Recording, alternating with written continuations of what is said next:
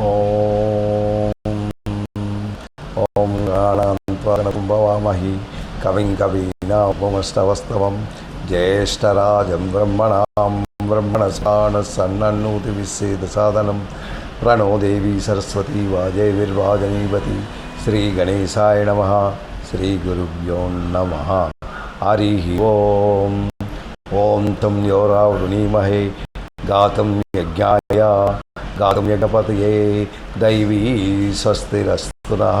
స్వస్తిర్మానుషేభ్యః ఊర్ధ్వం దిగాతి వేషజం సం నోऽस्तु ద్వపదే సం చతుష్టదే. ఓం శాంతి శాంతి శాంతి. శీర్షా పురుషः సహస్రాక్షాత్ సహస్రపాత్ స భూమిం విశ్వతో వృత్వా అత్యతిష్టద్దశాంగుళం యచ్చం భవ్యం ఉతామృతత్వశేషాణః యదన్నేనాతిరోహితి ఏతావాణస్య మహిమా ఆతో జాయింగశ్చ పూరుషः పాదోస్య విశ్వభూతాని త్రిపాదశ్చాందని. ఓం శాంతి శాంతి శాంతి. సాయిరామ్. సాయిరామ్.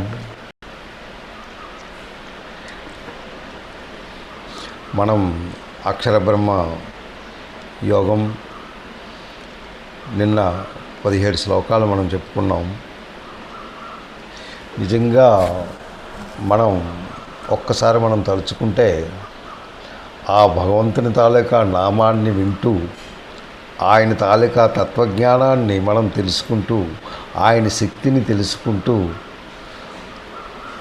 మనం ఏదైతే చేస్తున్నామో ఈ పవిత్రమైన స్థలంలో ఈ పవిత్రంగా ఉన్న దాంట్లో మనం ఆ భగవంతుని తాలూకా తత్వాన్ని చెప్పుకుంటున్నామంటే ఇదంతా పూర్వజన్మ సుకృతం. మనకి జన్మనిచ్చిన తల్లిదండ్రుల వాళ్ళ తాలూకా అదృష్టం అని మనం చెప్పాలి. ఎందుకు అంటే దీనికి మీకు అన్నీ తెలుసు. ఇది ప్రతిదీ జన్మల తాలూకా దీంట్లో మనం రొటేషన్లో ఉన్నాం. ఈ జన్మ కాదు, మనం ఈ జన్మలు ఎత్తామంటే మనం ఇంతకుముందు ఎన్ని జన్మలు ఎత్తామో మనకు తెలియదు. కాదు ఆ జన్మ రహస్యం ఈ జన్మలో మనం లాస్ట్ జన్మలో చేసుకున్న కర్మను బట్టి ఈ జన్మ మనం దొరుకుతుంది. ఈ జన్మ మనం దొరికితే ఈ జన్మను మనం సార్థకం చేసుకున్నట్టయితే నెక్స్ట్ జన్మ మనకు మంచిదే దొరుకుతుంది, కానీ చెడ్డది దొరకదు. అయితే నేను తల్లిదండ్రుల గురించి నేను ఎందుకు చెప్తున్నాను అంటే నిజంగాను వాళ్ళు చేసే అదృష్టమే మనకు వస్తుంది. ఎందుకు అంటే మనకి జన్మనిచ్చిన వాళ్ళు తల్లి తండ్రి. వాళ్ళు ఏంటి, మీరు వాళ్ళ కడుపులో పుట్టాలి అంటే భగవంతుడు మిమ్మల్ని ఆ పూర్వజన్మలో ఏదైతే మంచి చేసుకున్నారో అంటే ఆ తల్లిదండ్రుల తాలూకా వాళ్ళ తాలూకా దీన్ని బట్టి మీరేమో వాళ్ళకి జన్మనిస్తారు. అంటే వాళ్ళ కడుపులో మీరు పుడతారు. ఎవరి కడుపులో పుడతారు ఏంటి అన్నది అంతను మీరు చేసుకున్న కర్మను బట్టే ఉంటుంది. అందు గురించి మన అదృష్టం ఏంటంటే మన తాలూకా తల్లిదండ్రుల తాలూకా వాళ్ళు చేసుకున్న పుణ్యకర్మలు వాళ్ళ తాలూకా దీన్ని బట్టి మనం వాళ్ళ దగ్గర మనం గ్రహించి వాళ్ళు ఇచ్చే సంస్కారాన్ని మనం దాన్ని దిగమింగుతూ ఆ సంస్కారాన్ని బట్టి మనం నడుస్తున్నాం. ఎవరికైతే మంచి సంస్కారంగా అంటే వాళ్ళ తాలూకా పద్ధతి ఆ ప్లేసు దీన్ని బట్టి మీ తాలూకా మార్పులు కూడా అలాగే వస్తుంటాయి. ఒక పండితుడి కడుపులో పుట్టాలి అంటే ఎంతో అదృష్టం చేసుకుంటే కానీ ఒక పండితుడి కడుపులో మనం పుట్టలేము. ఒక బ్రాహ్మణ వంశంలో పుట్టాలంటే అది ఎంతో అదృష్టం చేసుకుంటే ఒక బ్రాహ్మణ వంశంలో పుట్టాలి. అలాగే ఒక మంచి తల్లిదండ్రులని మనం పుట్టాలి అంటే మనం ఎంతో పుణ్యం చేసుకుంటే కానీ వాళ్ళ కడుపులో పుట్టి మనం జన్మనెత్తలేము. అయితే ఎప్పుడైతే మనం జన్మనెత్తామో ఆ జన్మను బట్టి మనకి ఎప్పుడైతే మనకి తెలివితేటలు అంటే భగవంతుడు ప్రతిదీ ఇచ్చేశాడు. అంటే ప్రకృతిని మనకి ఇచ్చేశాడు. ఈ ప్రకృతి ఎవరిది, ఈ ప్రకృతిలో ఏంటుంది? పంచభూతాలు. ఈ భూతాలన్నీ ఇందులోనే ఉన్నాయి. ఆ భూతాల ప్రకారమే మీ జన్మ ఇస్తారు. ఆ భూతాలను బట్టి మీకు మంచి మనసు, బుద్ధి, శరీరం ఇవన్నీ మీకు ఏర్పడుతూ ఉంటాయి. ఎప్పుడైతే పుట్టినప్పుడు మీరు మంచి సంస్కారంతో ఉండి మంచిది దీనిగా ఉన్నారో ఆటోమేటిక్గా ఒక మంచి మార్గంలో మీరు వెళ్ళిపోతారు. మీ తాలూకా మైండ్ కూడా అలాగే పనిచేస్తుంది. అది పనిచేయడానికి కారణం ఏంటంటే మన సంస్కారాన్ని బట్టి అది ఉంటుందన్నమాట. మనం ఎప్పుడున్నూ మంచి సంస్కారాన్నే ఎంచుకుందాం. మంచి సంస్కారం ఎప్పుడైతే మనం ఎంచుకున్నామో ఆ మంచి సంస్కారంతోనే మనం వెళ్ళగలం. ఎప్పుడైతే మనకి ఈ జ్ఞానాన్ని ఇచ్చి మనం ఈ భూమి మీద పడ్డామో అప్పటి నుంచి మనకి ఏమైనా అన్నీ మన మైండ్లోకి వచ్చేస్తుంటాయి. ప్రతిదిను ఇది ఎందుకు వచ్చాం ఈ భూమి మీదకి? ఇది ఒక ప్రయాణం అంతే, మరి ఇంకేమీ లేదు. ఈ ప్రయాణం అయిపోయిన తర్వాత బస్ మన స్టేషన్ వచ్చిన తర్వాత మనం దిగిపోవాలి. దాన్ని బట్టే ఇది వస్తుంది. అందు గురించి మన జన్మ ఏంటి, మనం చేస్తున్న పని ఏంటి, మనం ఎలా ఉండాలి, ఏ విధంగా ఉండాలి, ఏ విధంగా మనం ఉంటే ఆ భగవంతుని తత్వజ్ఞానాన్ని మనం తెలుసుకోగలము, ఆ భగవంతుని సన్నిధిలో మనం వెళ్ళగలము.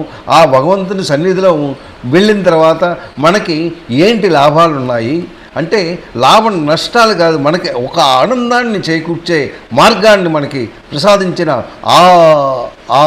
ఆ స్వరూపుడైన, ఆ సత్యస్వరూపుడైన, ఆ పరమాత్ముడైన ఆ పరమాత్ముడిని మనం వేడుకుందాం. ఇది మామూలు విషయం కాదు. ఆయన్ని మనం చేరుకోవాలి అంటే అది ఎంతో సాధన చేస్తే కానీ మనం ఆ రూట్కి మనం వెళ్ళాం. ఎందుకు అంటే మనం దేంతో ఉన్నాం, మనం దేంతో సంబంధం పడి ఉన్నాం, మనం దేంతో ఉన్నాము అంటే ప్రకృతితో సంబంధం ఉన్నది.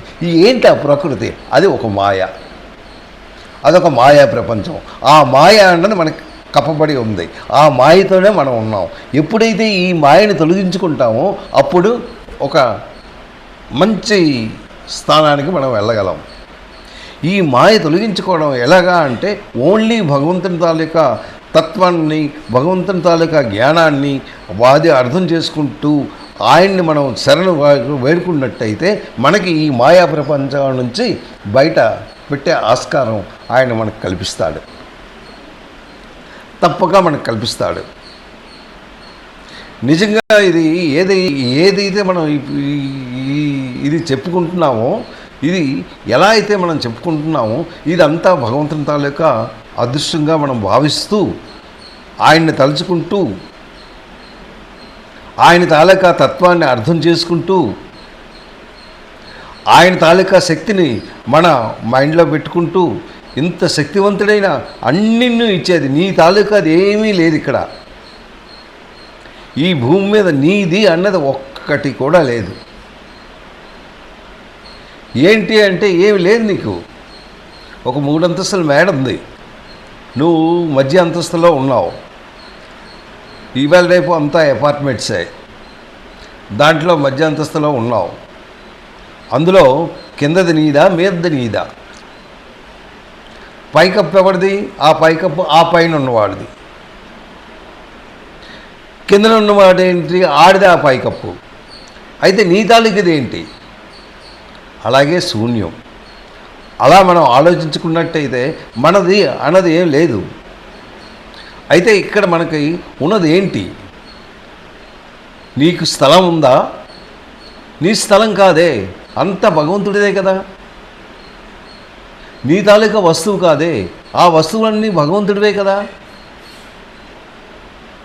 నీ తాలూకాది ఏంటుంది ఇక్కడ? అన్నీ విడిచిపెట్టి వెళ్ళిపోతావే.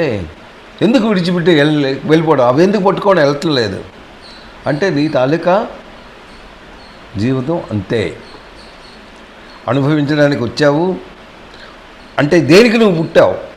నువ్వు పడుకోవడం, తినడం, తిరగడం, పడుకోవడమేనా? ఆ తర్వాత పిల్లల్ని కానీ వాళ్ళనేమో చేయడమేనా? అదే నీ జీవితమా? ఆ జీవితాన్ని మీరు అర్థం చేసుకోవాలి. ఒక్కసారి అర్థం చేసుకోండి. ఇది కాదు జీవితం. మనం భగవత్ తత్వాన్ని అర్థం చేసుకుంటూ భగవంతునిలో మనం చేరుకోవడానికి మనం సర్వ విధాలా మనం ప్రయత్నించినట్టయితే తప్పక మనం ఆ విధంగా మనం వెళ్ళగలం. సాయిరామ్. అయితే ఈరోజు అక్షర పరబ్రహ్మ యోగం, ఈ యోగాలు ఒక్కొక్కటి మనం చదువుకుంటూ వస్తున్నాం. ఇప్పుడు ఇది 8వ అధ్యాయానికి వచ్చేసాం. ఈ 8 అధ్యాయాల్లో ఏంటి నేర్చుకున్నాం అంటే ఎంతో నేర్చుకున్నాం. ఒక్కసారి మీరు రిఫర్ చేసుకోండి, మీ గురించి మీకు తెలుస్తుంది. ఏంటి తెలుస్తుంది అన్నది ప్రతి యోగంలోనే భగవంతుడు ఏం చెప్పాడో ప్రతి విషయాన్ని మీరు ఒక్కసారి గుర్తుంచుకోవాలి. ప్రతి విషయం గుచ్చి చెప్తున్నారు ఆయన. నిజంగా మనకు ఎంతో అదృష్టం ఉన్నది కనుక ఈ గ్రంథం మనం చదువుకుంటున్నాం. ఏంటి ఆ గ్రంథం అంటే గీతా గ్రంథం. ఇది మామూలు గ్రంథం కాదు. భగవంతుని నోటి నుంచి వచ్చిన మహాశక్తి అయినదనమాట. ఆ శ్రీకృష్ణ భగవానుడు అది చిన్నవాడు కాదు. ఆయనే సర్వంతర్యామి, ఆయనే నిన్ను. ఆయన తాలూకా నోటి నుంచి ఒక్కొక్క వాక్యం వస్తుందే, ఇదంతా వేదాల నుంచి వచ్చినవే. వేదం ఎక్కడి నుంచి వచ్చిందంటే ఆ భగవంతుడి నుంచే. ఇవన్నీ మనం చెప్పుకుపోతే ఇంకా ఎన్నో ఉన్నాయి, కానీ మనం సబ్జెక్టుగా మనం దీంట్లో మనం బుర్ర పెడుతున్నాం. ఏంటి అన్నది అక్షర పరబ్రహ్మ యోగంలో ఒక్కొక్క శ్లోకాన్ని నేర్చుకుంటూ మరొక శ్లోకానికి వెళ్ళడానికి మనం ప్రయత్నిస్తూ ఉన్నాం. అయితే ఇందులో మనకి 16వ శ్లోకంలో మనకి అంటే 17 శ్లోకాలు మనం నేర్చుకున్నాం. 17వ శ్లోకంలో ఏం చెప్పాడు అన్నది మనం సహస్రయుగ పర్యంతం అహర్య బ్రాహ్మణో విదుహు అన్నాడు. అంటే సహస్రయుగ పర్యంతం అంటే 1000 చతుర్యుగ కాలంకు, అంటే బ్రహ్మ తాలూకా కాలం ఏంటి ఆ పరిమితి గురించి ఆయన చెప్పాడు. ఆయనకి ఇన్ని యుగాలు అయితే కానీ ఆయన 1 సంవత్సరం అవ్వదు. ఆ లెక్కలన్నీ మీకు చెప్పాను ఏంటి అని. మనకి వాళ్ళకి డిఫరెన్స్ ఏంటి అంటే దేవతలకి, ఆ దేవతలకు ఇంకా మీద ఉన్నవాళ్ళు. అంటే మీరు ఒక్కసారి అర్థం చేసుకోండి. మనం భూమి ఆకాశం ఇదే మనకి తెలుస్తుంది. దీని వెనక ఏంటుంది అనేసి సార్ అర్థం చేసుకుంటే దీని వెనక ఏంటుంది, దాని వెనక ఏంటుంది, అలా మనం అర్థం చేసుకుంటే భగవంతుని తాలూకా తప్పక మనకు దొరుకుతుంది. ఇది కాదు. అయితే ఏంటిది మన తాలూకా బ్రతికేంటి? సూర్యుని తాలూకా ఆ సూర్యుడు ఉదయిస్తున్నాడు, మళ్ళీ అస్తమిస్తున్నాడు. ఎప్పుడైతే ఉదయించాడో దాని తాలూకా కిరణాలు వస్తువు మీద పడి ఆ వస్తువులన్నీ మనం చూడగలుగుతున్నాం. ఎప్పుడైతే ఆ కిరణాలు లేవో అంటే సూర్యుడు అస్తమించేస్తున్నాడో అప్పుడు ఆ వస్తువు మీద ఇంకా ఏ కిరణాలు లేవు, ఏ లైటింగ్ దాని మీద పడదు. పడినప్పుడు మనకు అది ఏ వస్తువు మనకు కనబడదు. దాన్ని మనం రాత్రిగా మనం చేస్తున్నాం. అంటే ఓన్లీ సూర్యుని తాలూకా దీన్ని బట్టి మనం ఒక రాత్రి ఒక పగలో అంటున్నాం, దాన్ని ఒక రోజు అంటున్నాం, దీన్ని 7 రోజులు అని ఒక వారం అంటున్నాం, ఇలాంటివి 4 వారాలు అయితే ఒక నెల అంటున్నాం, ఇలాంటి నెలలు 12 నెలలు అయితే ఒక సంవత్సరం అంటున్నాం, ఇలాంటి సంవత్సరాలు కొన్ని ఇలాగ మనం లెక్కేసుకుంటూ మనం వెళ్తున్నాం. కానీ అసలైన లెక్క వేరు. కొన్ని లక్షల సంవత్సరాలు అవి మనం ఆలోచించుకుంటే దేవతలకి మనకి ఒక్కరోజు. మనము ఏదైతే 30 రోజులని ఒక నెలగా భావించామో వాళ్ళకి ఒక్కరోజు మాత్రమే. వాళ్ళకి ఒక్కరోజు మాత్రమే. అలాంటి రోజులు ఎన్ని అవ్వాలి అంటే సంవత్సరం, ఒక సంవత్సరానికంటే ఎన్ని 360. అంటే వాళ్ళు ఎన్ని రెట్లుగా ఉన్నారో దాన్ని బట్టి మనం క్యాల్కులేషన్ చేసుకుంటే దాన్ని బట్టి ఒక యుగం అంటే ఎన్ని సంవత్సరాలు అయితే ఒక యుగం అవుతుంది. దాన్ని బట్టి నేను చెప్పాను 12,000 సంవత్సరాలు ఇలాంటివి ఉండాలి. ఈ సంవత్సరాలుంటే దానికి ఆ బ్రహ్మకి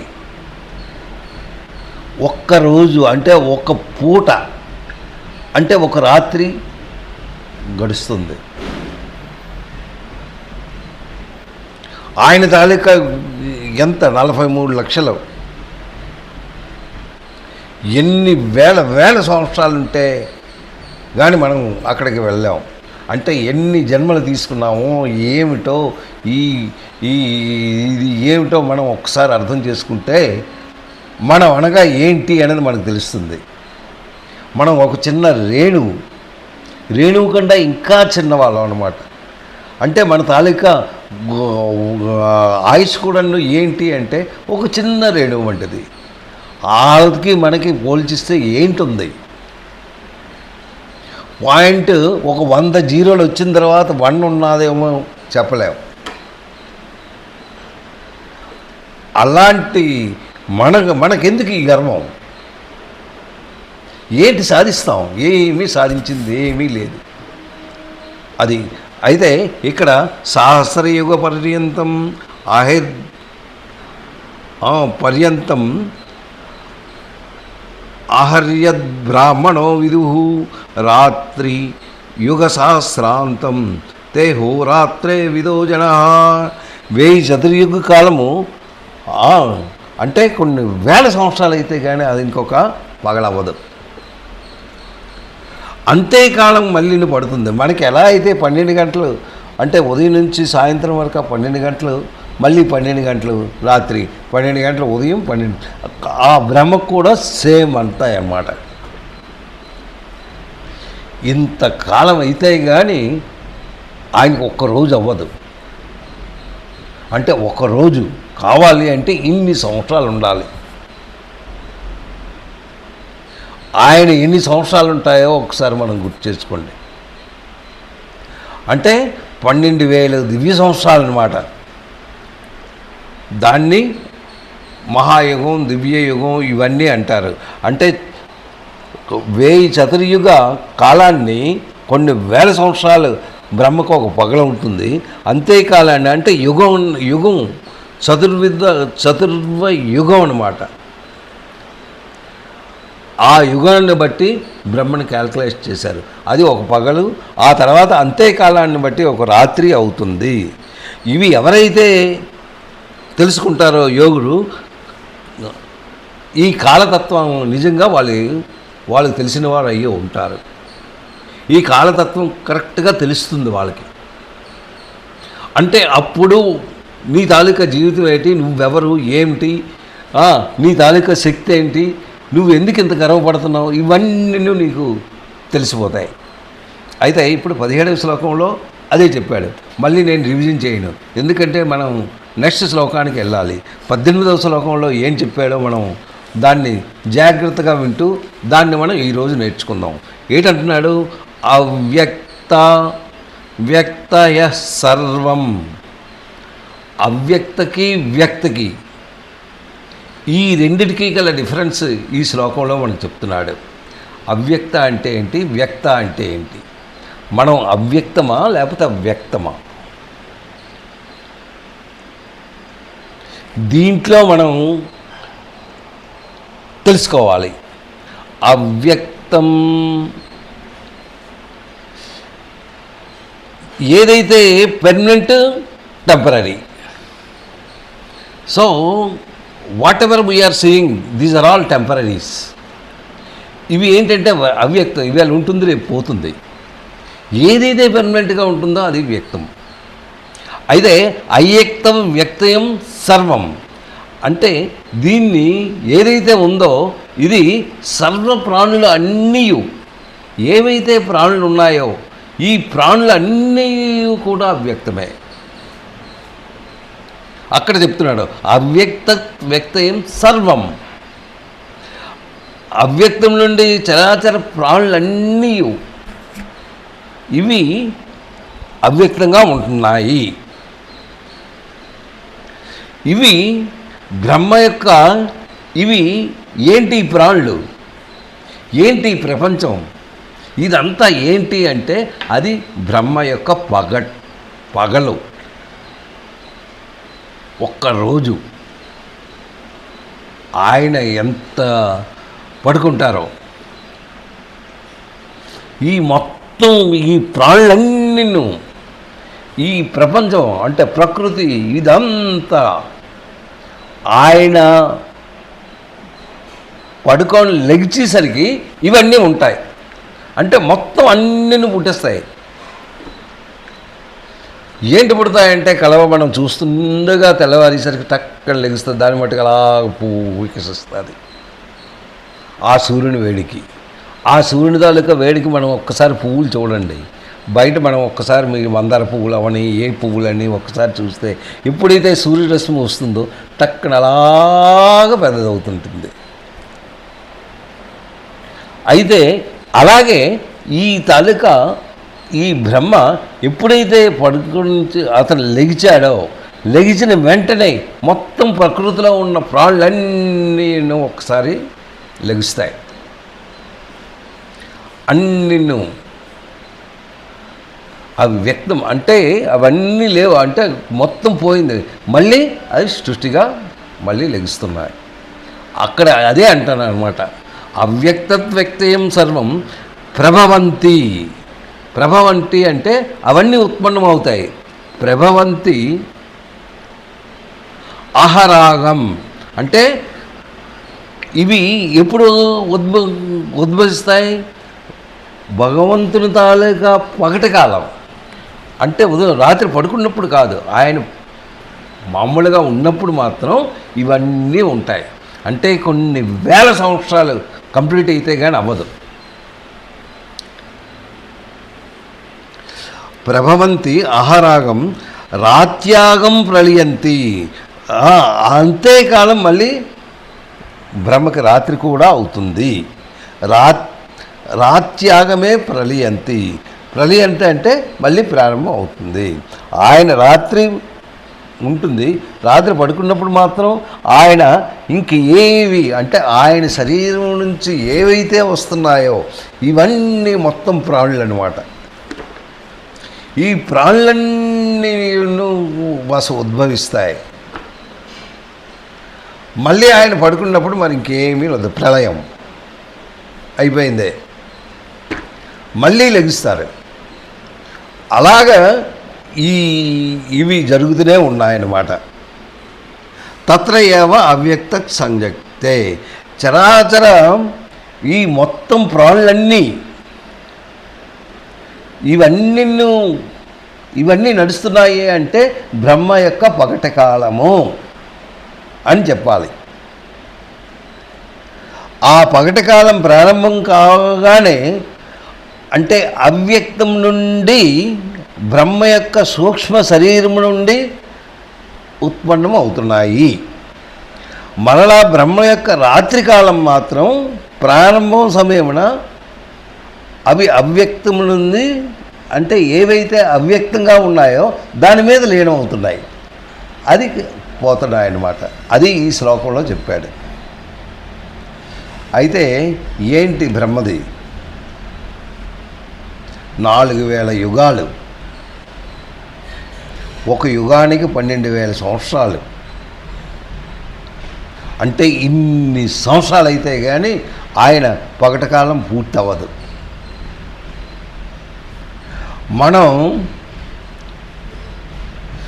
మనం ఏవైతే వస్తువుని చూస్తున్నామో అవి పగటి కాలమే చూడగలుగుతున్నాం, కానీ రాత్రికాలం మనం చూడటం లేదు. అయితే ఎప్పుడైతే ఈయన తాలూకా పగటి కాలం వచ్చిందో రాత్రికాలం మొత్తం ప్రళయం అన్నమాట. మొత్తం ప్రళయంతో మొత్తం నాశనం అయిపోతుంది. ఉంటుంది, ఇంకంతే, ఇంకేమీ ఉండదు. సృష్టి అన్నది లేదు, నథింగ్, మొత్తం అంతా ధ్వంసం. మళ్ళీ కావాలి అంటే ఇన్ని వేల సంవత్సరాల తర్వాత మళ్ళీ ఆయన లేచిన వెంటనే మళ్ళీ ఇవన్నీ ఉత్పన్నం అవుతాయి. అది శరీరం వచ్చిన తర్వాత ఇప్పుడు మీరు ఎగ్జాంపుల్గా మీ తాలూకా జీవితాన్ని మీరు ఒకసారి చూసుకోండి. మీరు జన్మ ఎత్తారు, మరణం అయింది. వచ్చిన తర్వాత మానవ జన్మ ఎత్తారు, మానవ జన్మ తర్వాత మరణమైన రీతిలో అంటే మరణించుస్తారు. ఈ గ్యాప్ ఉన్నదే, ఇదే నాకు చాలా గొప్పవాడిని అనుకుంటారే, అది ఏమీ కాదు. మళ్ళీ దీన్ని రొటేషన్లో ఉంటాయన్నమాట. అది ఎప్పుడైతే ప్రతి వస్తువు ఎలా తెలుసుకుంటున్నారు, మీ ఇంద్రియం ద్వారా మీ ఏదైతే జ్ఞానేంద్రియాలు ఉన్నాయో ఆ జ్ఞానేంద్రియ ద్వారా ఫలానా వస్తువు ఇది పెన్సిల్ అని తెలుసుకుంటున్నారు.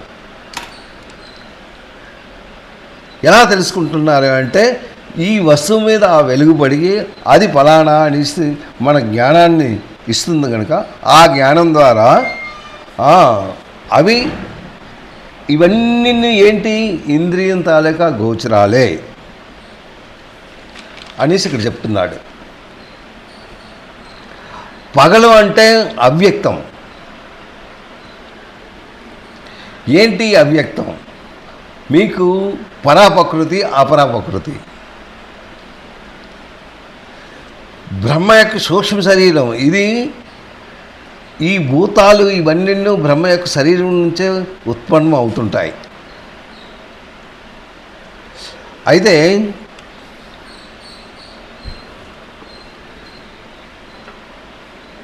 ఏంటి తెలుసుకోవడానికి ఏమైనా ఉందా? తెలుసుకోవాలి అంటే మన తాలూకా ఇంద్రియాలు ఇవన్నీ యాక్టివ్గా ఉన్నప్పుడే మనం ఏదైనా తెలుసుకోగలం. అంటే మనకి ఏదైతే ఉందో పగటి కాలం అంటే ఈ కాలంలో ఇది మనం తెలుసుకోగల శక్తి మనకు ఉన్నది అనేసి మనకు ఉంది. అయితే ఎందుకు ఈ రోజు రాత్రి ఎలా ఏర్పడుతున్నాయో మీకు తెలుసు. రాత్రులు వస్తువులు కనబడవు, పగలు వస్తువులు చూస్తూ ఉన్నాం. అయితే ఏ వస్తువుకైనా మనం చూడాలి, దాని గురించి తెలుసుకోవాలి అంటే మన జ్ఞానాన్ని బట్టే మనం దాన్ని తెలుసుకోగలుగుతున్నాం. అంతేగాని మనకి అదే కానీ జ్ఞానం లేకపోతే మనం ఏమీ తెలుసుకోలేకపోతున్నాం. దాన్ని మనకి ఇంపార్టెంట్ ఏంటంటే మన తాలూకా బుద్ధి, మన తాలూకా జ్ఞానం, మన తాలూకా మనస్సు ఇవన్నీ పనిచేసినట్టయితే అది వస్తువు మీద కేంద్రీకరించి ఆ వస్తువును చూడగలుగుతాం. కానీ ఏంటి ఆ వస్తువు నీదా, ఆ వస్తువు ఎవరిది అని మనం గ్రహించుకున్నట్టయితే ఏ వస్తువు మనది కాదు. ప్రతిదీ భగవంతుని తాలూకా వస్తువే. అందుగురించే ఈ భగవంతుని తాలూకా వస్తువు ఇవి విడిచిపెట్టి మనం వెళ్ళగలుగుతున్నాం. మన తాలూకా ఈ ఆస్తి ఇది ఇన్ని ఎకరాల భూములు ఉన్నాయి, ఇవి ఉన్నాయి, అన్నీ అవి ఉన్నాయి, అవన్నీ మీవి కానే కావు. అంతా ఆయన తాలూకా స్వరూపం, ఆయన తాలూకా దీన్ని బట్టి ఇవి నడుస్తూ ఉన్నాయి. అంతేగాని మనదేం కాదు. అయితే ఇప్పుడు 18వ శ్లోకంలో మనం బ్రహ్మ యొక్క రాత్రి ప్రారంభం, ఆ రాత్రి ప్రారంభమైనప్పుడు ఎలా ఉంటుంది, అవ్యక్తం వ్యక్తం. అయితే ఏదైతే ఇవి వస్తువులు ఇవన్నీ మనం చూస్తూ ఉన్నామో ఇవి మాయమైపోవడానికి కారణం ఏంటి? మళ్ళీ చీకటి పడిపోవడమే. ఎప్పుడైతే చీకటి పడిపోయిందో మనం ఏ వస్తువును మనం చూడలేకపోతున్నాం. అలాగే బ్రహ్మ యొక్క పగలు రాత్రి, ఎప్పుడైతే బ్రహ్మ యొక్క పగల్లో ఉంటాడో అప్పుడే మనకి ఈ టోటల్ ఈ ప్రపంచాన్నంతటిను మనం చూడగలుగుతున్నాం. ఏంటి ఈ ప్రపంచం అంటే ప్రకృతి. ఈ ప్రకృతిలో ఏటున్నాయంటే పంచభూతాలు, ఇవన్నీ భగవంతుడివే. అవి చేస్తూ మనం ముందుకు వెళ్తున్నాం. ఆ భగవంతుని తాలూకా వస్తువుల్ని, అంటే సృష్టించే వస్తువులు, ఎన్ని సృష్టించాడో ఒక్కసారి మీరు ఆలోచించుకోండి. అంటే మానవుని జీవితానికి ఏంటి అవసరము అది కూడా అన్నీ ఇచ్చాడు. దానికి తగిన పక్షులను ఇచ్చాడు, దానికి తగిన జీవరాశులు, దానికి తగినవన్నీ జంతువులు, పక్షులు, ఒకటి కాదు ఇవన్నీ ఏంటంటే ప్రకృతితో సమానం. అవి ఉంటేనే మనం ఉంటాం, లేకపోతే మనం అస్సలు ఉండలేము. ప్రతి జంతువు ఒక్కొక్కసారి చూసుకోండి, ఆ జంతువు ఉంటేనే దానికి మనకి లింక్ ఉంటుంది. అందు గురించి మనం చేసేది ఏంటి అంటే మన గురించి తెలుసుకోవడం. తెలుసుకుంటే మనలో ఉన్న ఈ గర్వం, ఏదైతే అహంకారం ఉందో, ఏదైతే ద్వేషం ఉందో, ఏదైతే చెడబుద్ధులు ఉన్నాయో, ఇవన్నీ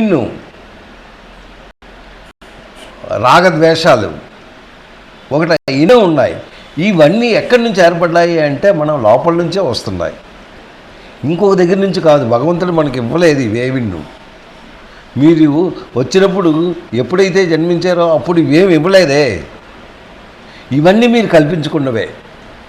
అంటే మీ ప్రకృతిని బట్టి, మీ తాలూకా ఉన్న ప్రదేశాన్ని బట్టి, మీ తాలూకా స్వస్థాన్ని బట్టి, ఆ తర్వాత మీకున్న జ్ఞానాన్ని బట్టి ఇవన్నీ ఏర్పడుతూ ఉంటాయి. ఇవి కొందరికి ఎక్కువగా ఉంటాయి, కొందరికి తక్కువగా ఉంటాయి. ఇవన్నీ పోవాలంటే మీరు అసలు తత్వాన్ని తెలుసుకొని ఆ భగవంతుని తాలూకా శక్తిని తెలుసుకున్నట్టయితే ఇవేవి మీకు దగ్గరగా చేరుకోవు. దీనికి ఎప్పుడు దూరంగానే ఉంటారు. ఎప్పుడైతే మీరు దూరం అయిపోయారో భగవంతుడు దగ్గర పడతాడు, ఆయన మీ దగ్గరగా ఉంటాడు, ఆయన తాలూకా దృష్టి మీ మీద పడుతుంది. ఎందుకు అంటే మీరు ఎలా ఉన్నారు, ఒక వజ్రం ఉంది, ఆ వజ్రం ఎలా ఉంది, మట్టిలో శుభ్రంగా కలిసిపోయి మలినమైపోయి పూర్తిగా మడ్డైపోయి ఉన్నది. దాని మెరుపు కావాలి అంటే ఎంతో సాధన చేస్తే కానీ అది మెరుగునదు. అది ఎప్పుడైతే మెరుగుంటుందో భగవంతుని తాలూకా కిరణాలు దాని మీద పడి మళ్ళీ రిఫ్రెషన్ అవుతుంటుంది. అలాగే మానవుని తాలూకా జీవితం కూడా అంతే. మీరు పుట్టినప్పుడు ఎలా ఉన్నారు, స్వచ్ఛమైన కాగితం, ఒక తెల్ల కాగితం మీరు తీసుకోండి, దానికి ఒక్క మరక కూడా లేదు. అలాగే ఎప్పుడైతే మీరు జన్మనెత్తారో మీ మనసు, మీ ఇది ఎంతో ఆనందంగా ఉంటుంది. అప్పుడు రాగద్వేషాలు కానీ ఏమీ ఉండవు. ఈ లోభం కానీ, ఇది నాది అన్న వస్తువు కానీ అలాంటిది ఏమీ ఉండదు. చాలా ఆనందంగా ఉంటారు. ఎప్పుడైతే ప్రకృతిలో కలిశారో, ఎప్పుడైతే ఈ ప్రకృతిలో ఇవన్నీ ఉన్నాయో, ఎప్పుడైతే మీరు మీ స్వలాభాన్ని, పూర్వజన్మ సంస్కారాన్ని పట్టుకుంటూ వచ్చి ఈ జన్మను మీరు పట్టుకున్నారో ఆ సంస్కారాన్ని బట్టి మీ బుద్ధులు ఏర్పడుతూ ఉంటాయి. అదే కానీ మనం జాగ్రత్తగా మనం నిర్వర్తించుకున్నట్టయితే మనం ఒక మంచి జన్మను తీసుకొని మన తాలూకా జీవితాన్ని సార్థకం చేసుకుంటాం. తప్పక మనం సార్థకం చేసుకోవడానికే మనం ప్రయత్నిద్దాం. ఈరోజు నేను ఒక్క శ్లోకమే చెప్పాను, ఇక బట్టి 2 శ్లోకాలు చెప్పడానికి నేను ట్రై చేస్తాను. ఎందుకంటే మీకు అర్థం అవ్వడానికి నేను ఇవన్నీ చెప్పాను. ఏమాత్రం ఇదిన్నా నన్ను క్షమించండి. సాయిరామ్.